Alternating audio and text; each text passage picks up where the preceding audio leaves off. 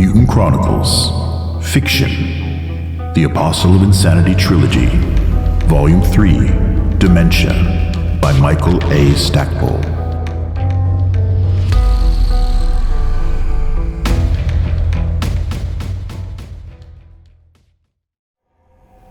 Chapter 3.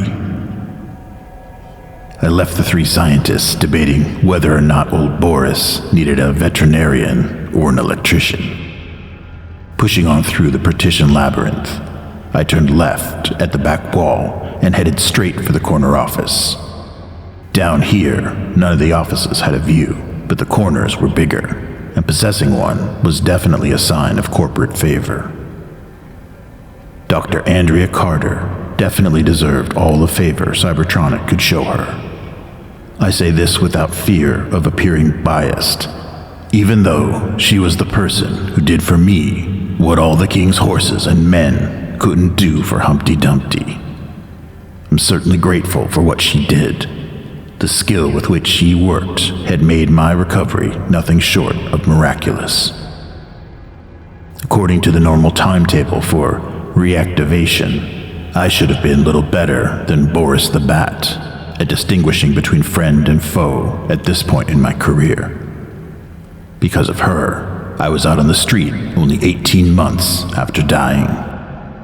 Of course, Dr. Carter had been an inspiration to me. She stood taller than me, but after my surgery, most adults did, and had thick red hair that would fall in waves of ringlets over her shoulders if she let it down. Her pale flesh had freckles that washed up over her pert nose and accentuated the cool blue of her eyes. She had very kissable lips that I'd often worked to see moving from pursed puzzlement to a smile of amazement. Her hands were both delicate and strong, capable of probing softly like digital radar or wrenching frozen joints apart without causing undue pain. She was the kind of woman I would have gladly died for, and she was sharp enough to desire nothing of the kind from me. She did her best in putting me back together, and I worked as hard as possible to make her work pay off. So far, things had paid off well, and her recent transfer to a corner office, I felt proudly, was due in no small part to her work with me.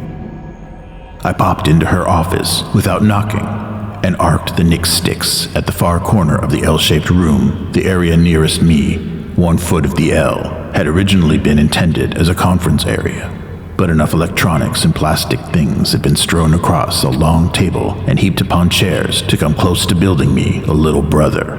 Beyond the parts department, in the corner of the room, Andy had set up a cluttered workstation and flanked it full of banks of shelves. 3 different terminals had information scrolling across them in a blur, and the shelves were filled with binders that in turn were filled with optical discs of technical data. I knew somewhere I had been reduced to performance reports and stored there, but it beat being dead and shoved into a hole in lunar rock, so I didn't mind. The other end of the L featured more electronics, but all of this stuff was in working order. Muted lights flickered in accord with an internal rhythm. In front of the computer bank sat a link couch with which I had long since become intimately acquainted. Dr. Carter snagged the Nick sticks from the air, then glanced up at me. "Only one package?" In less time than it took for me to shrug, the computer ran a check for me. "It's not your birthday." Andy rubbed her eyes and stood up.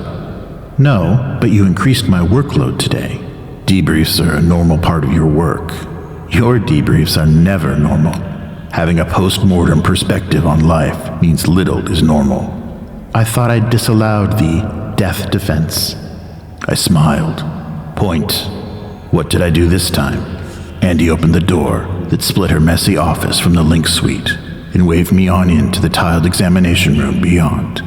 The woman from the alley lay on the stainless steel table in the center of the room, even being naked, with her right foot hanging oddly at the end of her leg and with her left cheekbone sunken in. She didn't look nearly as beautiful as she had before.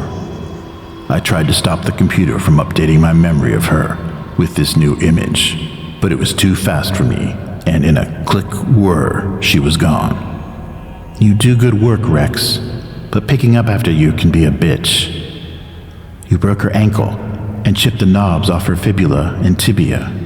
I thought you liked working on puzzles. Very few puzzles have powdered pieces. I winced. How about her cheek? That you only broke into half a dozen pieces. I frowned. I didn't think I'd killed her. She was still breathing when I put her in the dumpster. Not your fault, really. Using the same type of cellular link I employed to call the trash haulers, she commanded her computers to display an image. It downloaded the information to my onboard computer, and the image was projected onto my eye in a manner that made it appear to be hovering in midair above the patient. Andy pointed to the image of the woman's head in our consensual hallucination. She had a weakened blood vessel here in her brain. In another 20 years, it would have burst, and she would have died of an aneurysm. Your blow ruptured it early, killing her. Luckily for us, the damage was limited, and we got her here in time to stabilize her. And he patted the woman's cadaverous thigh. Say hello to your little sister. Something flip-flopped in my guts, and neither the computer or I could figure it out. I didn't know if I'd been surprised at the idea that I might have had and killed my own flesh and blood sister, or if I was seeing in this woman what Andy must have seen in me a year and a half ago. I knew I didn't recognize the woman from the tape of my funeral, but I had a lingering sense of familiarity associated with it. Could she have been someone I had known, or was I just hoping for her to be a connection with my life before Cybertronic, to prevent me from dwelling on my death and resurrection? Or was I simply afraid, Andy having no time for me when she had a new toy? I turned away and walked to the wash basin over on the wall. I drew the knife from the sheath in my right calf and started the water running.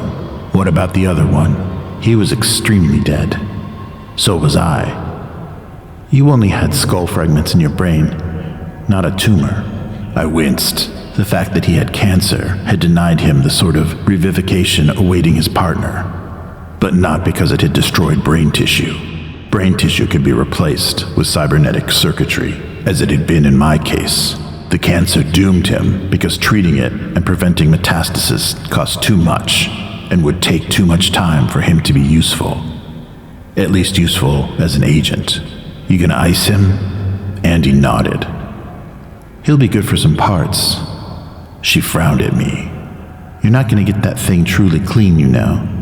A chemical catalyst and a black light will show you that it was blooded.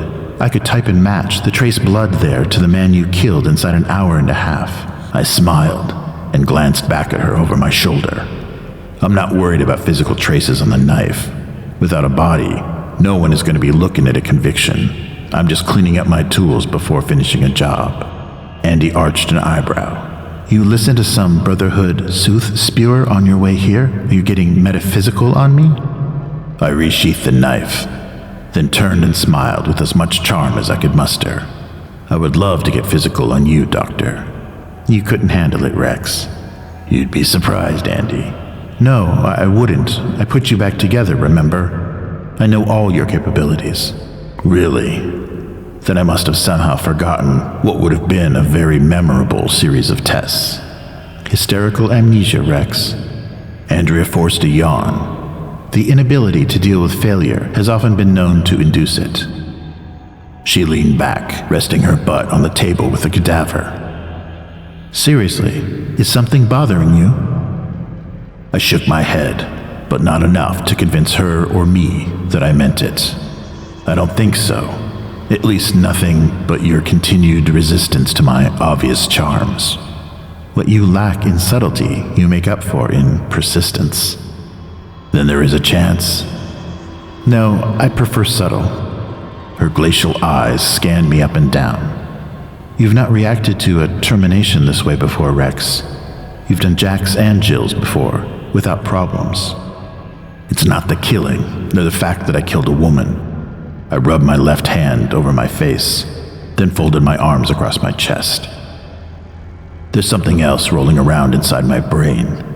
I think it's less killing than it is the fact that the run wasn't as simple as it should have been. They shouldn't have been looking for trouble, and the fact that they were tells me that the data I picked up was a lot more valuable than it seemed when I got it. And he held her hands up. Tell me nothing more. I don't want to know what you learned about. It was nothing special, honestly. I don't care. A note of anxiety entered her voice. In theory, I shouldn't even be talking to you right now. Excuse me? You do a preliminary debrief after all my runs. Then I link into Bitwomb and download all my technical data. This run was different. I got an Alpha 1 directive to have you link into the computer as soon as feasible.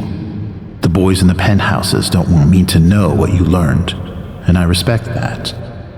If what you learned has an effect on you, though, I have to deal with that.